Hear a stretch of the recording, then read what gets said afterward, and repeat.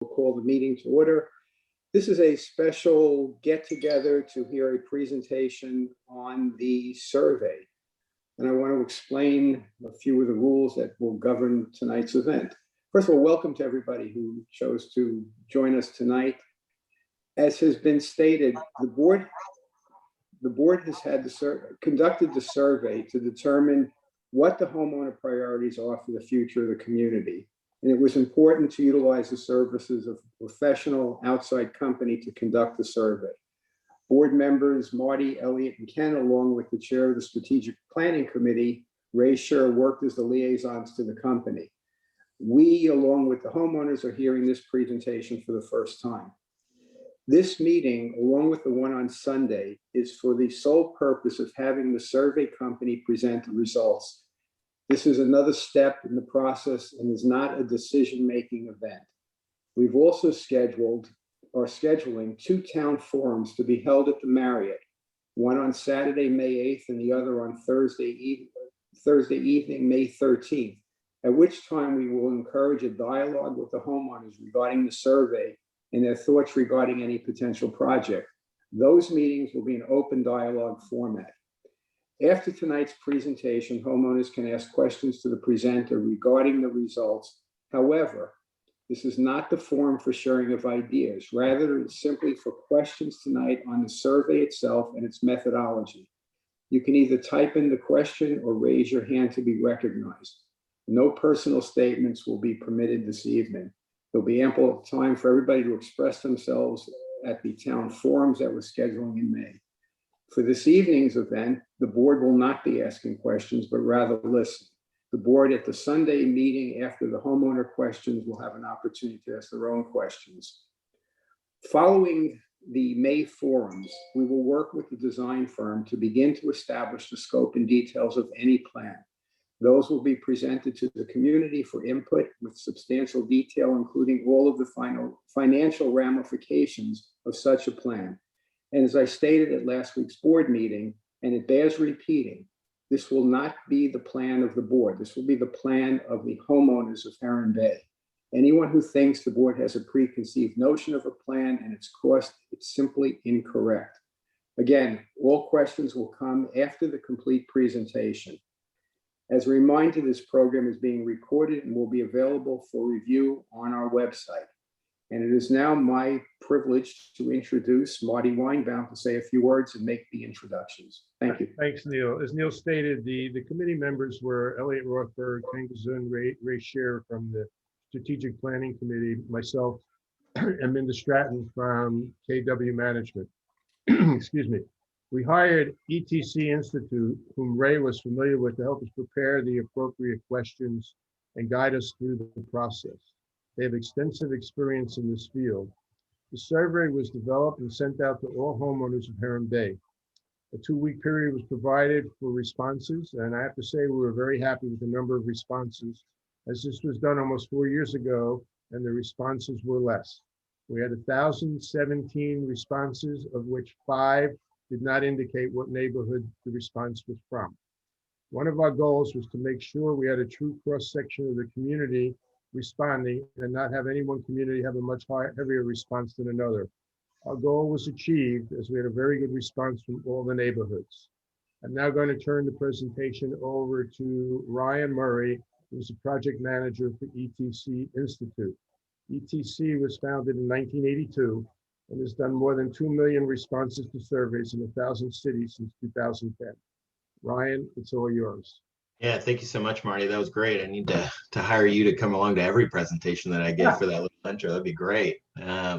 So as Marty mentioned, I'm Ryan Murray. I'm with the ETC Institute. We have a tremendous amount of experience in your particular neck of the woods, including Parkland, Lauderdale Lakes, Boca Raton, Tamarack, Sunrise. You know, the list goes on and on. I could go on and on literally all evening with just some of our similar clients in the area, for who we've actually administered very similar Parks and Recreation surveys. So we're really putting all of our analysis and survey design expertise to use, and we developed some recommendations that we think are going to really prove useful in the planning process moving forward. I'm not able to share my screen right at the moment, but as soon as I get that, or as soon as we start sharing the presentation, I'll get going here. So Ryan, I'm going to let you share your screen. You have to make sure you give it back to me before you Will do. disconnect, please. Yes, ma'am. Yep. All right. Thanks, Minda. And I'm going to share my entire screen here, bump it out to my presentation view. And I apologize. I was literally just on the phone here with some other folks, and I apologize. Let me stop share and share the correct screen. There we go. All right. Hopefully that looks a little bit better. So as everybody's alluded to, we've been brought in as a part of this process to help administer a needs assessment survey. This survey was administered as a part of a greater plan that will really have a large impact on the future of Huron Bay's clubhouse offerings and other parks and recreation amenities, really community-wide. The objective for every one of our surveys is to be objective in our analysis. So we objectively assess usage, satisfaction, and needs for a wide range of parks and recreation amenities and facilities and programs. And we do this with a couple of unique question designs that'll kind of walk us through one phase at a time and kind of lead us to the recommendations that we've created. And one of the best things that one of the things that ETC Institute is best at is to really helping organizations identify opportunities to help better serve the leisure and recreation needs of the community. And we do that based, again, on that survey question design and analysis features, and with a really thoughtful conversation with you all, as well as leadership staff. So with that, we'll kind of get into the methodology. It was 20 questions is a little bit misleading. It was a relatively short survey, but it was 20 questions long, but there were a lot of answer options within each one of those questions. So some of those 20 questions might have included, 20 potential response types. So it was a good sized survey, not too long, not too short, took about 15 to 20 minutes to complete, which tells me, based on the number of questions that we had, that folks were thoughtful in the responses. And we administered the survey online. Every household had an equal opportunity to participate.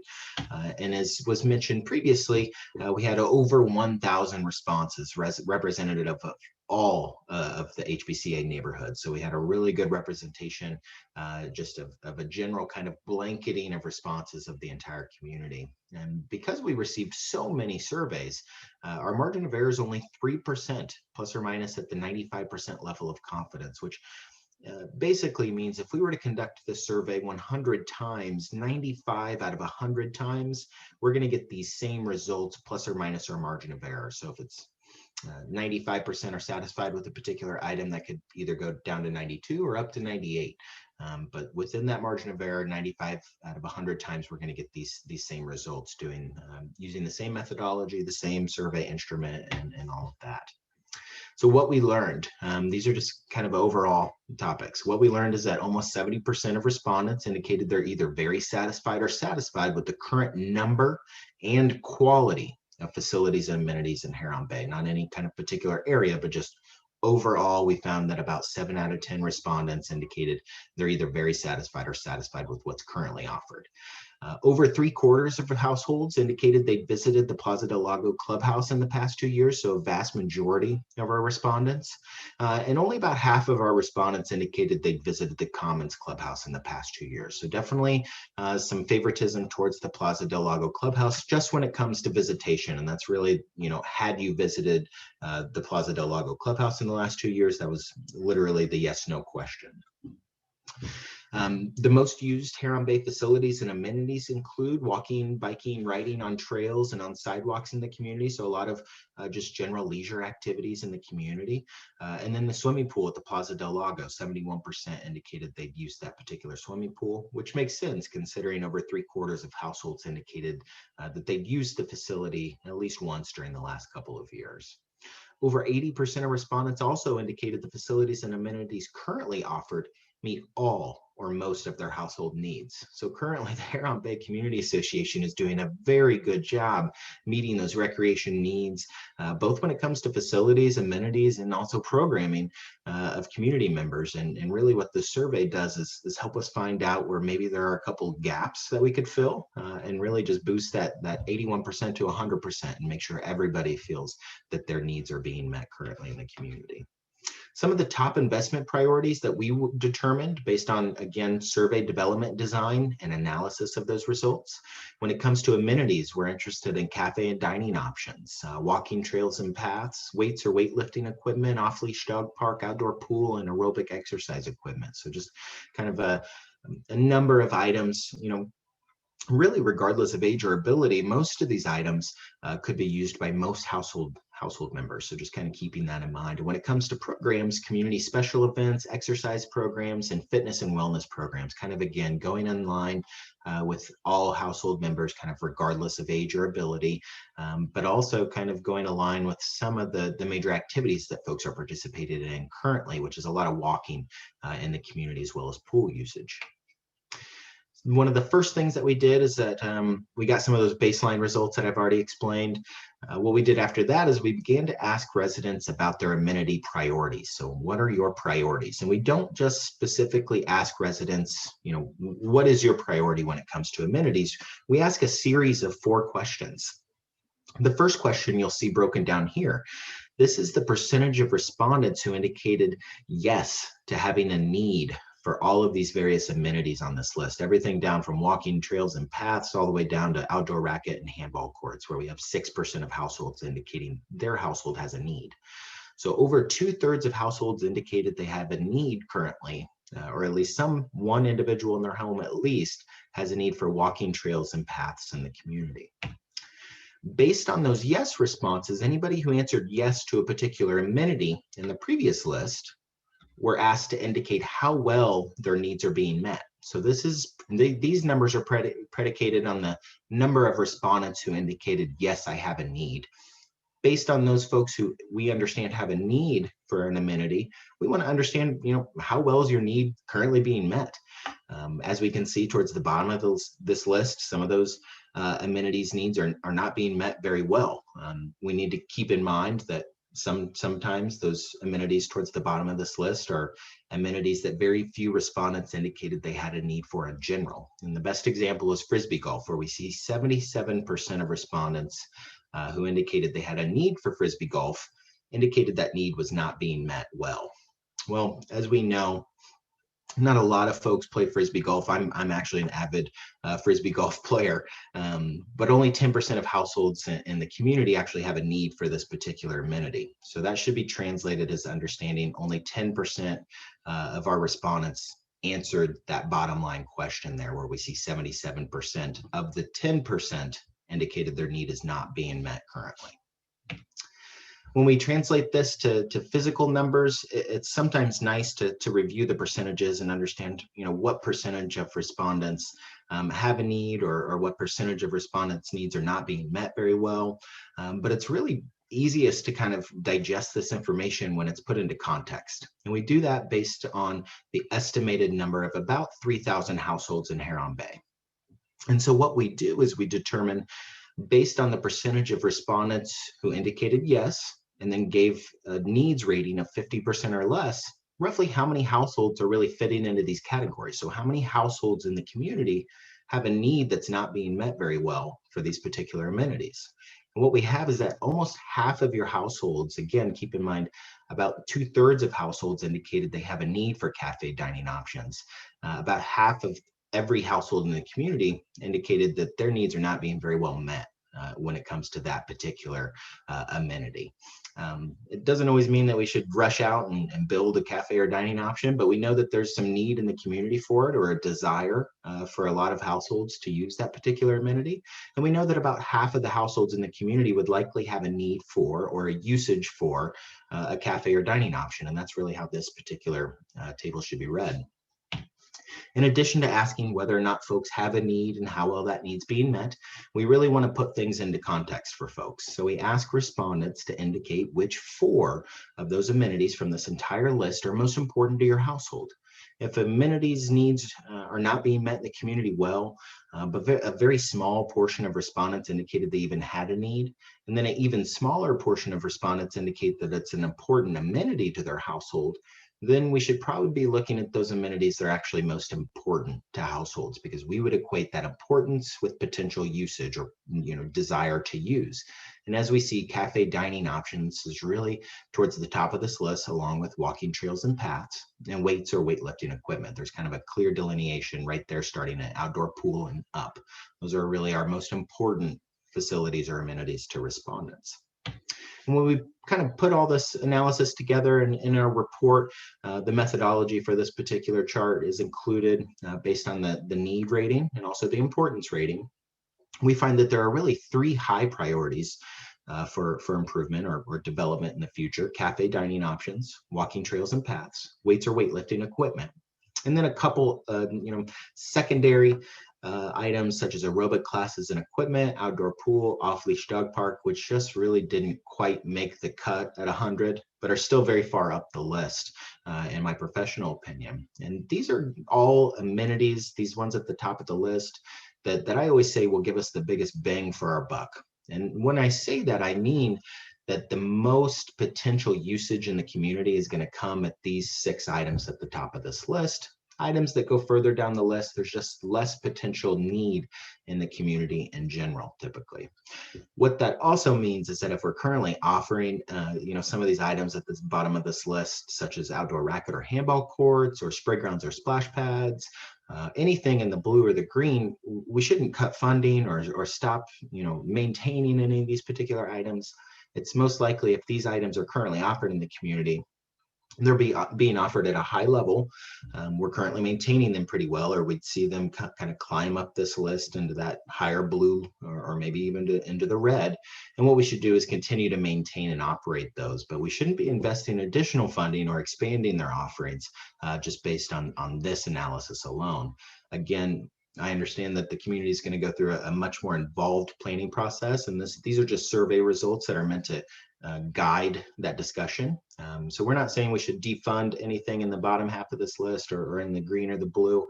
We're just saying that the items at the top of this list, if developed or if not currently developed in the community, are going to have the greatest potential need or greatest potential usage. And again, that bang for our buck is what I like to use. We did the same exact activity for activities and programs. So in the previous slide, it was all amenities, and now we're going to talk about activities and programs. So again, we asked respondents to indicate if anybody in their home had a need for any particular activities or programs. We asked those who had a need how well their needs are currently being met. We put that into perspective by basing it on the total number of about 3,000 households in the community to determine how many households' needs are not being well met in the community. And then we again ask the importance question. And if anybody's kind of been noticing, community special events, exercise programs, fitness wellness programs are all kind of topping this list. And then what we determined are the high priorities. Again, the programs that are going to be based on our priority investment rating that are going to give us the biggest bang for our buck, which again equates to if we were to develop or improve or expand the programs at the top of this list, we will have the greatest number of potential users in the community for these items. Again, water fitness programs, if currently offered at the Plaza del Lago Clubhouse, are very likely, if they're currently offered, important to respondents. Same with pickleball programs. There's just not a need for expansion or more development of those particular programs based on this analysis. Support for improvements. So after we did our priority investment ratings, we determined some major priorities for the community when it relates both to activities and programs and also amenities, those kind of hard core items, those really expensive things, those facilities basically. We wanted to ask just some general support related questions. So we asked respondents 2 sets of questions, all based on a very supportive, all the way down to not supportive scale. Anything on blue is really kind of those more positive responses. Gray responses are more kind of on the fence folks when it comes to support. And those not supportive responses, we would always kind of take those as, hey, I'm not supportive, kind of regardless of how you might change the wording or change the question itself. We first asked about the Plaza del Lago Clubhouse and some potential actions that the Heron Bay Community Association could take at that clubhouse. The two really far and away the most supported potential actions were developing a cafe in Plaza del Lago with an extended patio for outdoor seating and increasing gym capacity at the Plaza del Lago Clubhouse. And if we remember, those are really quite aligned with our amenity priorities when it came to the priority investment rating. Again, biggest bang for our buck, the most potential users in the community based on their explanation of need and desire in that first particular question. And we also know that 77% of respondents indicated their households used the Plaza del Lago Clubhouse at least in the past 2 years. So not only does that particular item, the cafe, kind of find its way in a few different areas and a few different questions, but we also know that more than 3/4 of your households in the community are using that particular clubhouse. So it's a very frequently used facility. We also asked respondents some of these same questions, potential actions that could take place at the Commons Clubhouse. Again, keeping in mind perspective, 50% of respondents indicated someone in their household used this particular facility. And the main level of support, although only in about 50% support, was renovating the clubhouse interior at the Commons, which was kind of adding a larger gym, an aerobics room, a juice bar, and a lounge area. So we had some level of support, but significantly less supportive responses on the Commons Clubhouse potential actions than we did on the previous slide, the Plaza del Lago Clubhouse, likely due to the number of respondents who indicated they'd used that particular facility. And that's why we have a larger number of not sure responses to these particular questions. We asked respondents again, if this isn't clear yet, we like to understand, one, your opinion, and then two, kind of, putting your neck to the fire there, which 3 or which 4 are most important to you? And this is another one of those questions. Which 3 of the actions in question 7 would you most like to see Heron Bay take as a part of this potential project? And it's really clear based on usage patterns that these are all Plaza del Lago actions: developing a cafe, increasing the gym capacity, and adding cabanas at Plaza del Lago. So really it was all about Plaza del Lago, with actually the 4th one at 22%, renovating the clubhouse interior at the Commons, but just significantly less support for those bottom items than really the standouts, the top 2 there. We asked respondents to indicate, how supportive you would be of the Heron Bay Community Association adding a 3rd entry lane at the south and north gates. This is kind of a unique question. We always give our clients the opportunity to kind of take the pulse of the community on unique questions to their community, and we help craft those questions. So again, how supportive would you be if the additional lane at the north and south gate, which would be a multi-purpose either for guests or residents, depending on need?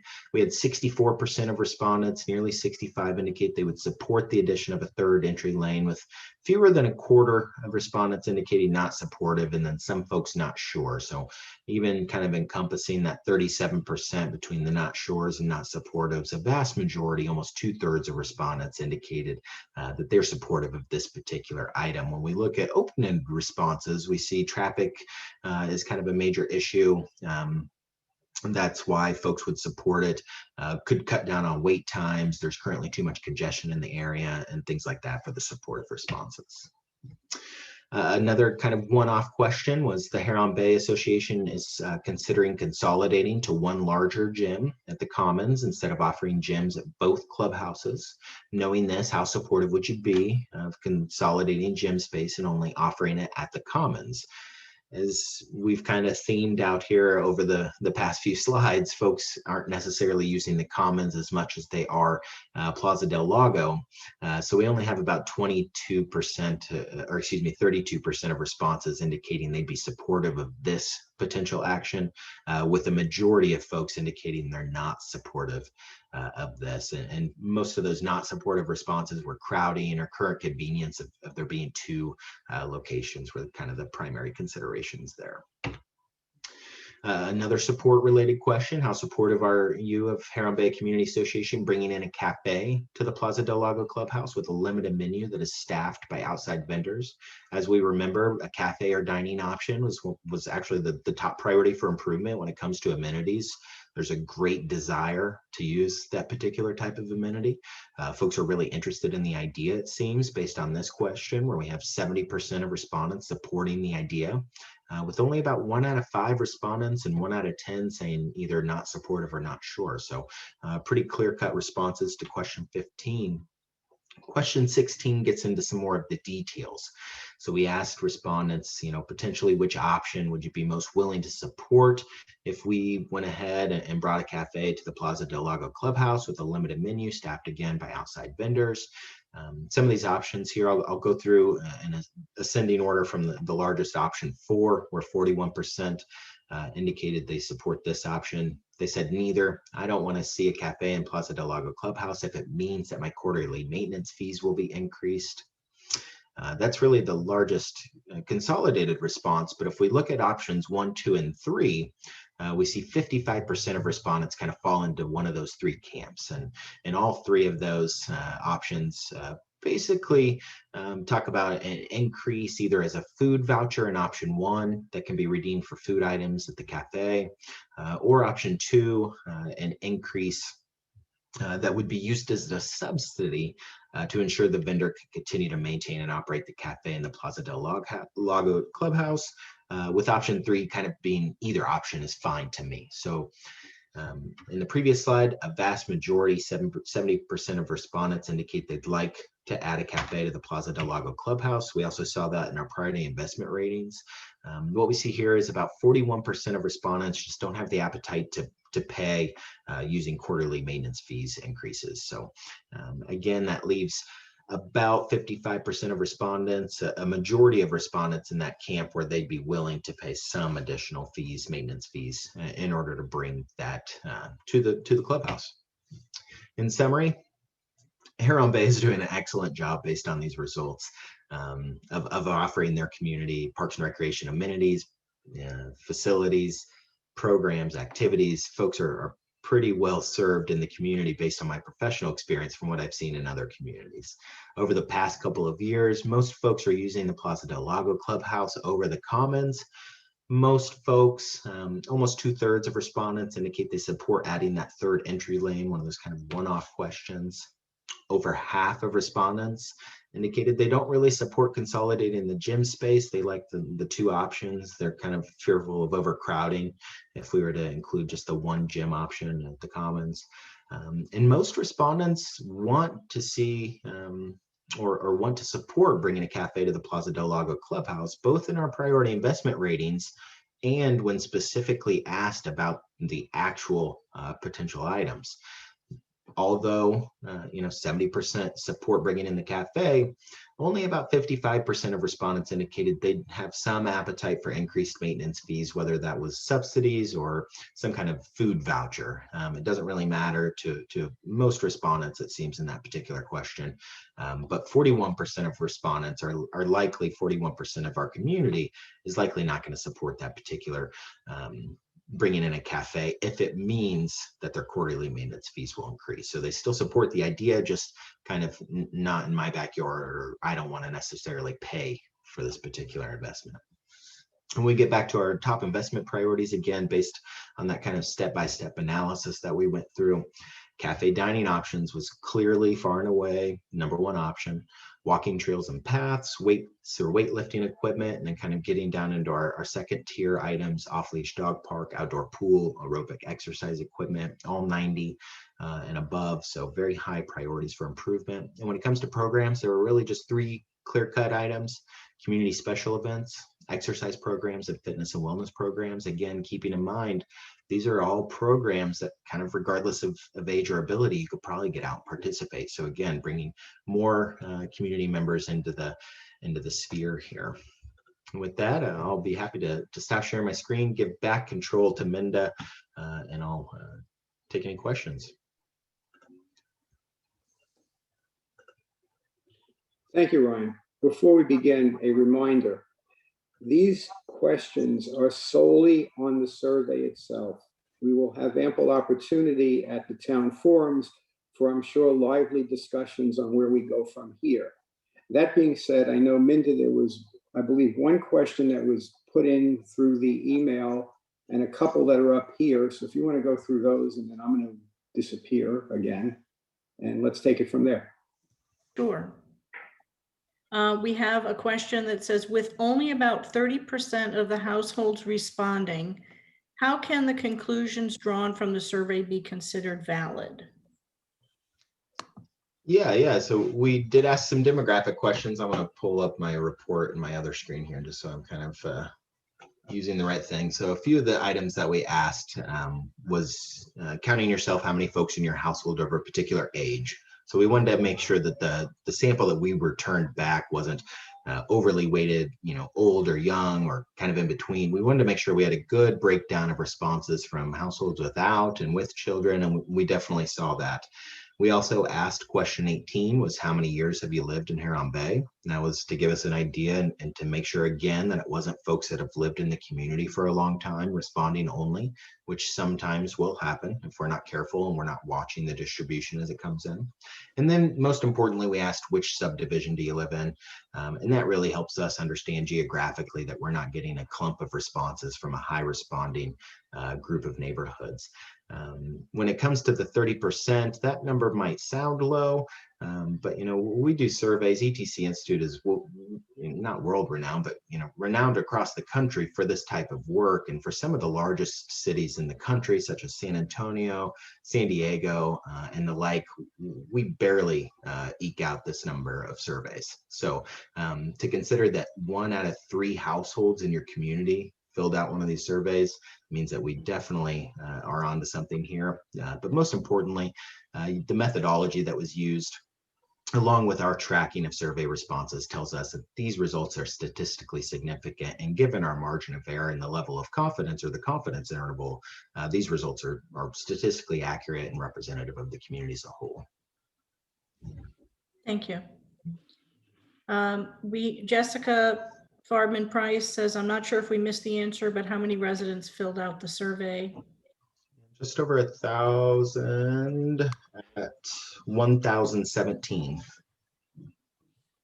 Gary Magrum asks, are you saying that I have to listen to both meetings to hear the board comments? Neil? The answer to that is, what we're doing, there are not going to be board comments made either at this meeting or the next meeting. The board will listen to the questions from the homeowners from both nights. If any board member has a question along the same format that we're asking the homeowners, it's not a comment, it's a question. So that'll come at the end of Sunday's presentation. And we have one other question. Dennis Aurelia, why aren't the gym members asked what new or additional equipment they would prefer to add if additional space can be provided? Yeah, that information is not typically included on a community-wide survey. That is good information definitely to have and obtain. But the idea of this survey was to understand as an aggregate, what are the needs of the community as a whole, and not just those users. And frequently when we do Parks and Recreation surveys, users are the most frequently heard because they're they're members, they're using the facilities. If there's a problem, they're the most likely to know about it because, again, they're there at the facility. But the idea behind this survey was to ensure that all community members, regardless of their current usage or appetite for using the current facilities, had a voice in this particular exercise. And we definitely accomplished that with these results.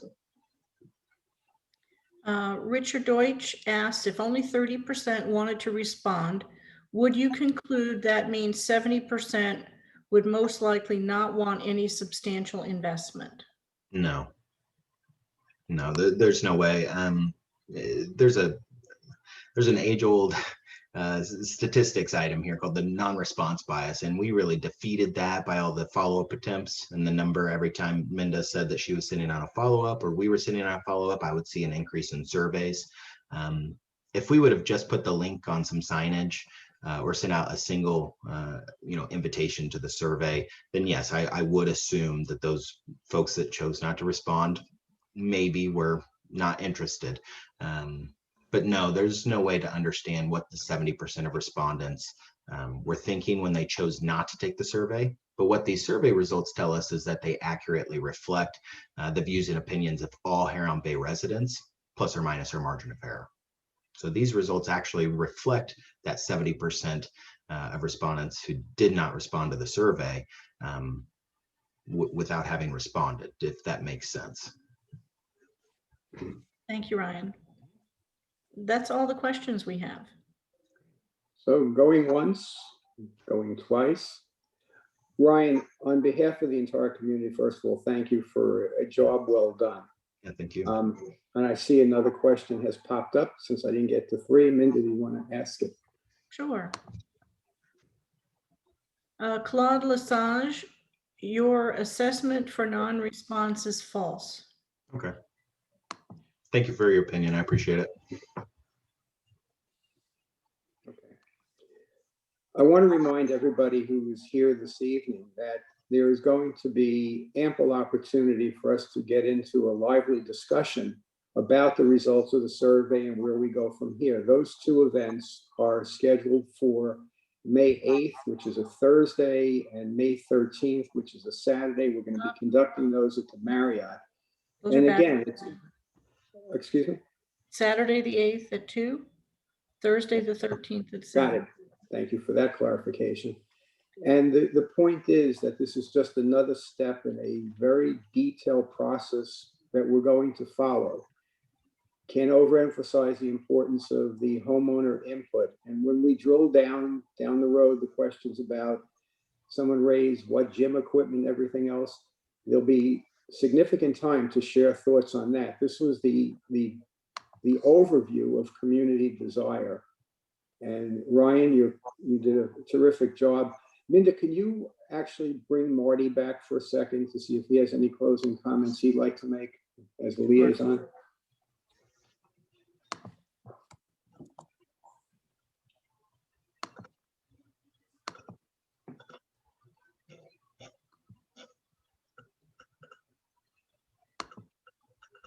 And he is Marty. Marty, you're muted. Okay, so on behalf of the group that worked with you to put this together, we really appreciate all your effort and ETC's efforts to do this, because we would never have been able to get the objectivity that you were able to achieve, and it's greatly appreciated. Thank you. So with that, we're going to adjourn this get together. We will reconvene on Sunday at 2 for a repeat performance. Anybody wants to hear it a second time can certainly participate. The board will. And then there'll be the ample discussions and time to express opinions at the town forums. And if the 2 isn't enough, we'll do another one, and then we'll bring in the design firm and continue this process. As the board has guaranteed the community is going to be open and transparent with great levels of detail before anything is put to the community ultimately for a vote, because this has to be approved by the community. This is not a board decision, it's a community decision. When I say community, I refer to the 3,000 homeowners.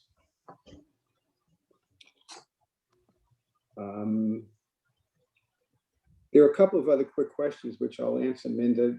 Debbie Saffer writes, is Marriott meeting in person or in Zoom? It'll be in person. We're trying to figure out a Zoom option within that for those that are not comfortable attending in person. Everybody will have an opportunity.